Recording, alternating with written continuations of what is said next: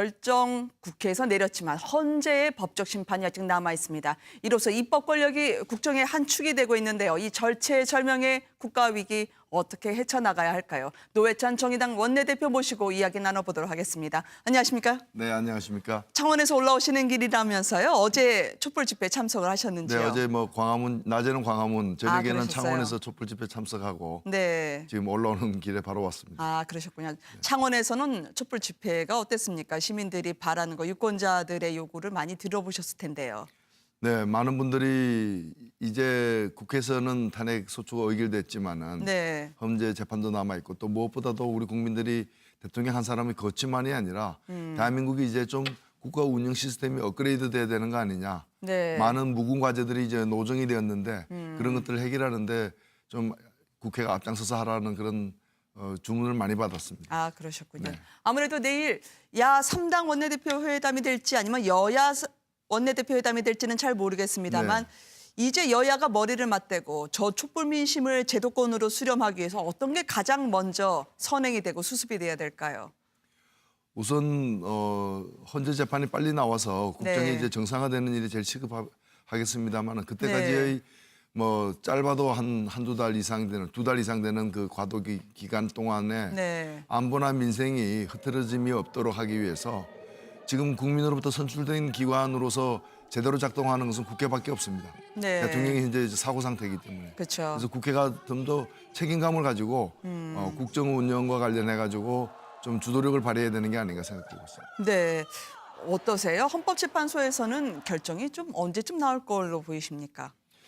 아마도 예상보다는 빠르게 나오지 않을까 싶습니다. 그래서 그러세요? 빠르면은 네. 박한철 헌재 소장이 퇴임하기 직전인 1월 말 네. 그리고 늦어도 이정미 헌법재판관이 이제 임기를 종료하게 되는 3월 13일 이전에 네. 늦어도 3월 초까지는 결론이 날 것 같고 크게 무리가 없다고 보여집니다. 어떻게 헌법재판소 주변에서 의원님께 따로 뭐 이야기가 들렸는지요?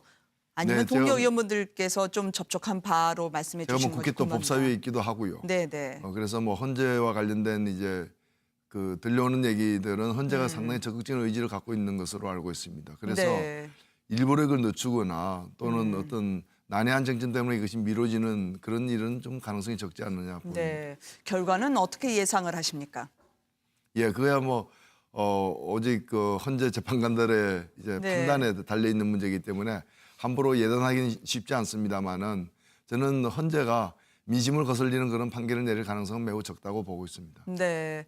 뭐 일각에서는 보수와 진보로 나누기도 하던데 사실 이거 법과 양심에 따라 판결할 일 아니겠어요, 그렇죠? 그렇습니다. 사실 이번에 그 탄핵이나 즉각 퇴진에 찬성하는 국민이 80%에 이르렀는데 네. 이것은 여야나 보수 진보나 뭐 남녀 지역 노소 이런 문제를 다 넘어선 부분이거든요. 그래서 헌재를 너무 이제까지 어떤 정치적 성향으로서 보수 진보로 몇 대 몇으로 구분했던 그 네. 도식을 이번 판결에 적용하여서는 안 될 거로 생각됩니다. 네.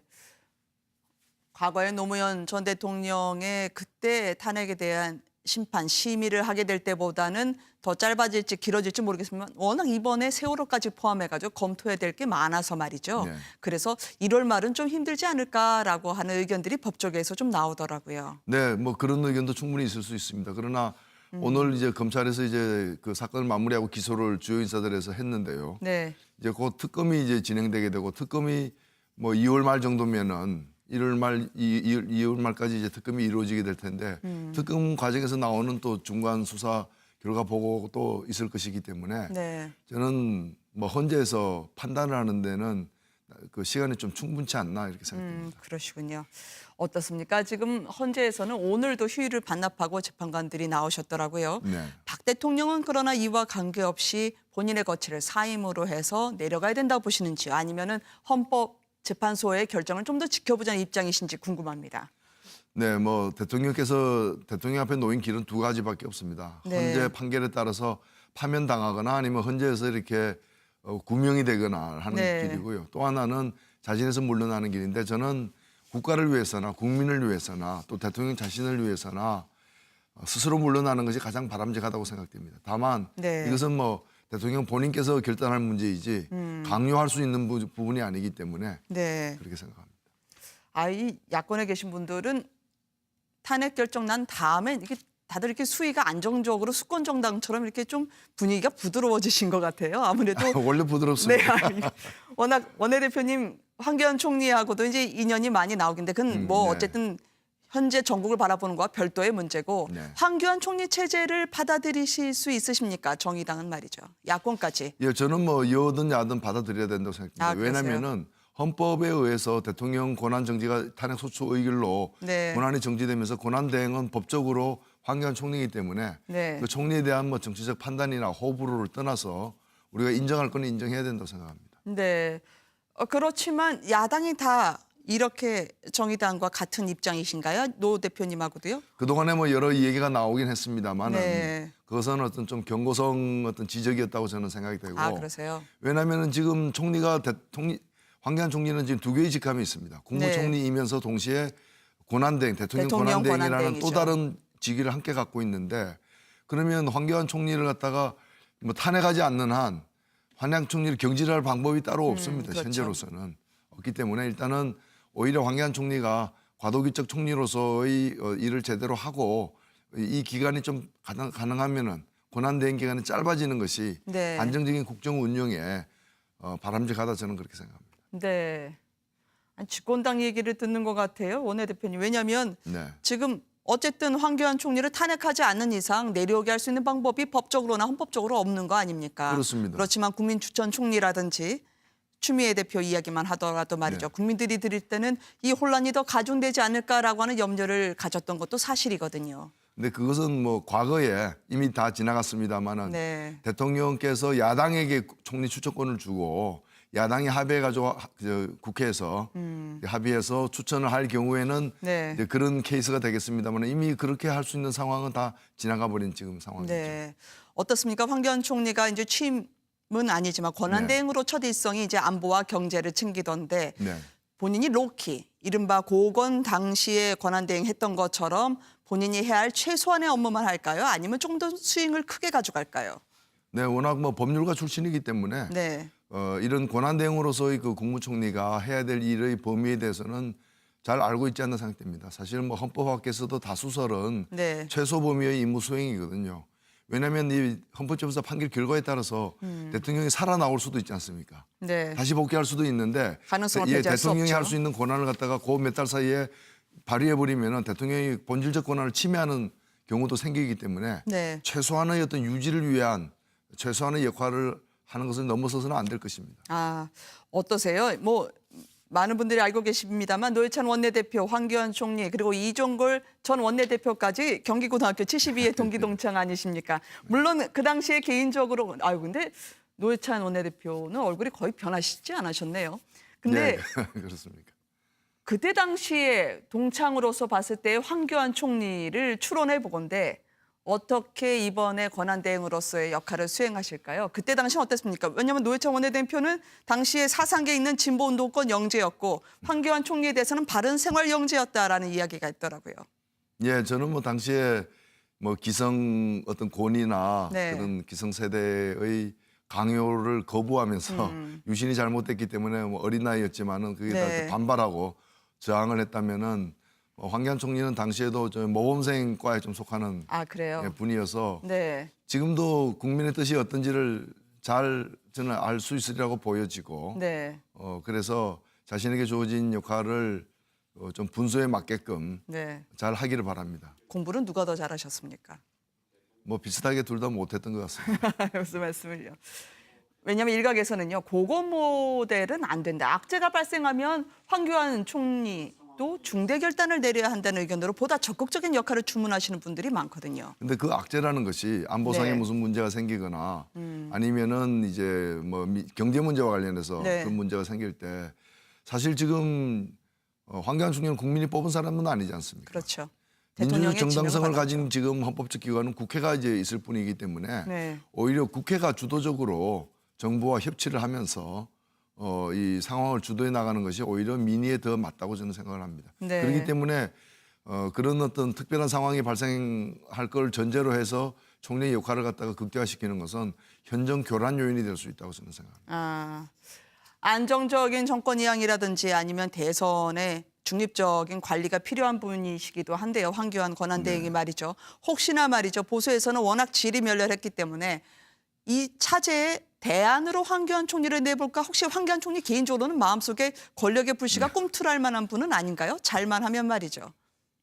그 사람의 그 마음속이 그 깊고 깊은데 제가 어떻게 그걸 알겠습니까? 그래서 제가 그 부분은 제가 참 예단하기 쉽지 않은 부분입니다. 네.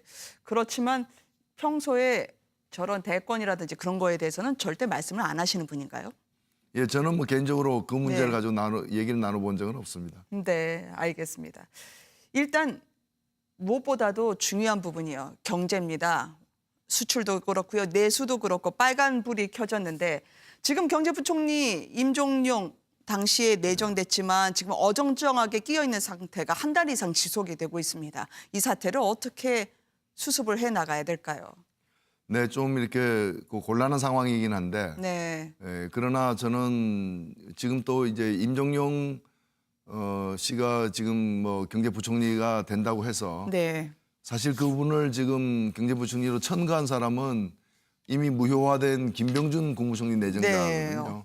그래서 저는 원인 무효되지 않았나 이렇게 생각이 되고요. 네, 네. 그분이 온다고 하더라도 그 과연 국회 청문회 과정에서 경제 수장으로서 좋은 평가를 받을지도 사실 의문이고요. 네. 그리고 무엇보다도 현재 그 경제의 난조에 빠진 것은 박근혜 대통령이 이제 주요한 어떤 국가적인 민생 현안을 외면하고 뭐 창조 경제니 하는 그런 이제 전시성 사업에 몰두하면서 속수무책의 상태로 여기까지 왔기 때문에 네. 오히려 더 사고를 안 치고 뭐 두세 달 그 현재 유일호 체제가 더 관리만 잘 하더라도 뭐 무난하게 끌고 갈 수는 있을 것이라 생각되고 네. 지금 누가 들어선다 하더라도 그럼 누구를 지휘를 받고 어떤 노선으로 갈지는 종잡을 수 없는 것이기 때문에 오히려 현재 빠른 판결로 해가지고 조기 대선으로 가서 새 정권이 안정적으로 들어서서 경제 문제를 책임지는 것이 바람직하다고 봅니다. 네. 워낙 일본하고 통화 스와프도 그렇고요. 상대 국가에서는 도대체 우리나라 누구랑 같이 이야기를 해야 되느냐라고 난감해하는 상황인데 경제부총리 청문회만큼은 그래도 여야가 거국적 관점에서 한번 통 크게 한번 속도를 내게 협치를 해보자라고 하는 생각은 없으신지요?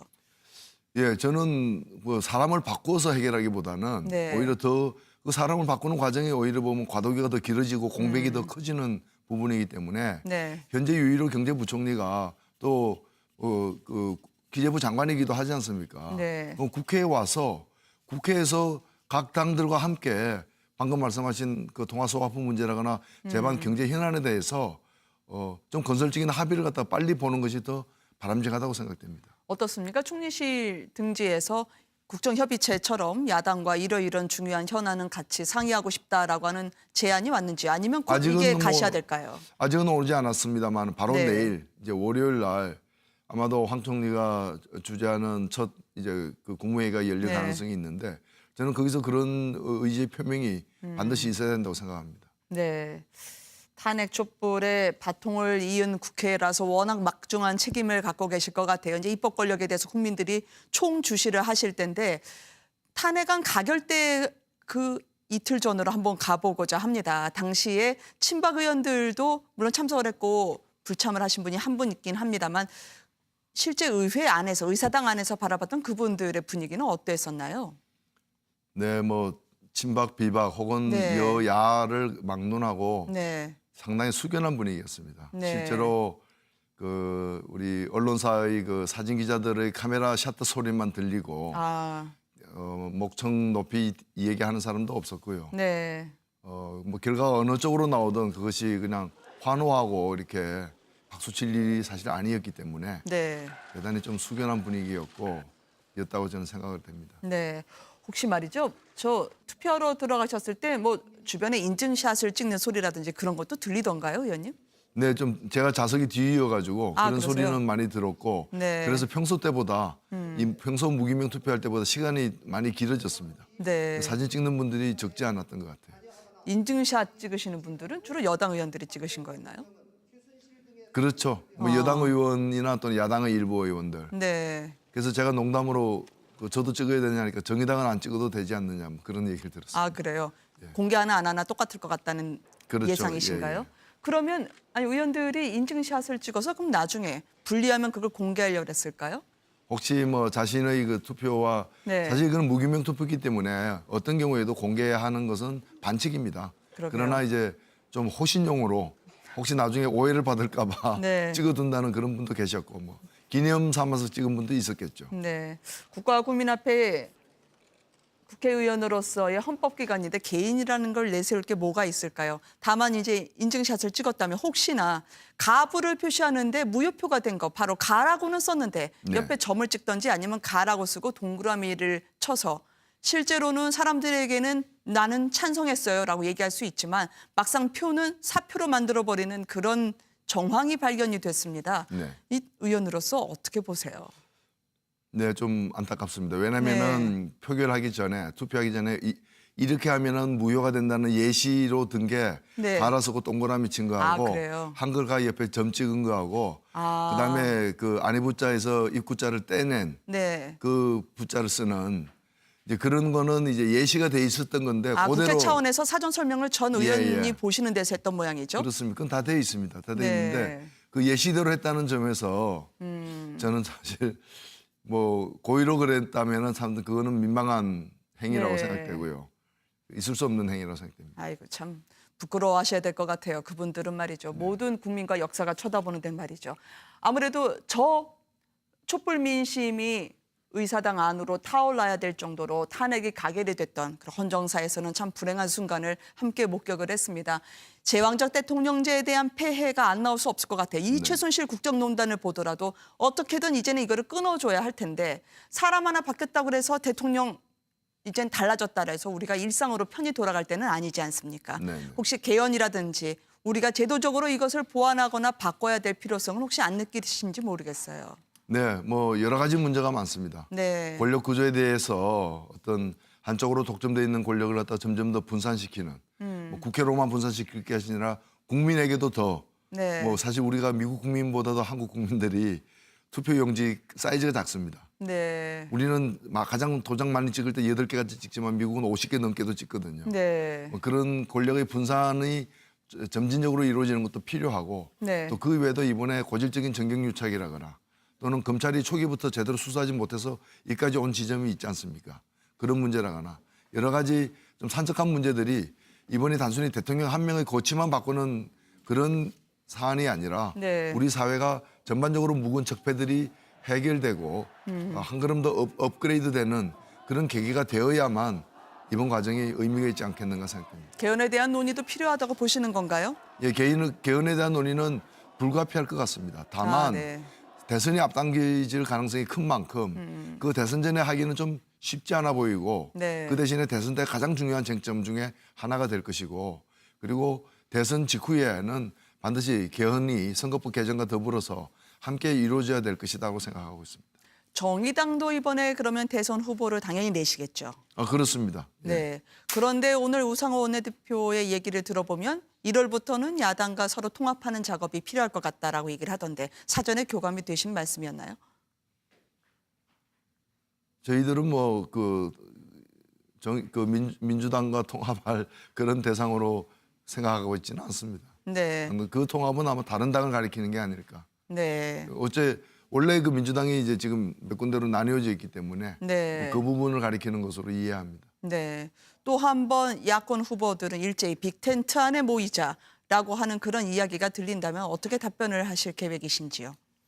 예, 일단은 자신의 정책과 또는 프로그램을 가지고 국민들에게 심판받는 것이 가장 중요하다고 보고 네. 다만 이제 정권 교체와 관련해서 그러한 연대가 필요하다면 그건 그때 가서 검토해도 늦지 않다고 생각됩니다. 네, 알겠습니다. 오늘 창원에서 이 서울까지 먼 걸음 해주신 노회찬 정의당 원내대표로부터 저희가 이야기를 들었습니다. 귀한 말씀 고맙습니다. 네, 감사합니다. 감사합니다.